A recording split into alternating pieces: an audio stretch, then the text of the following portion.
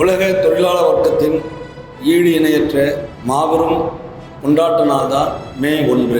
ஐரோப்பா கண்டத்திலும் ஆசிய கண்டத்திலும் இன்னும் பல்வேறு நாடுகளில் தொழிலாளர்களை 18 மணி நேரம் 20 மணி நேரம் சுரண்டி கொடுத்ததை எதிர்த்து தொழிலாளி வர்க்கம் கிளர்ந்தெழுந்து நடத்திய அந்த போராட்டத்தின் உச்சபட்ச வடிவம்தான் மே 1 மே தினமான தொழிலாளர் தினம். அந்த தொழிலாளர் தினத்தை உலக நாடுகள் முழுவதும் எழுச்சியோடு கோலாகலமாக நாளைய தினம் கொண்டாட இருக்கிறார்கள்.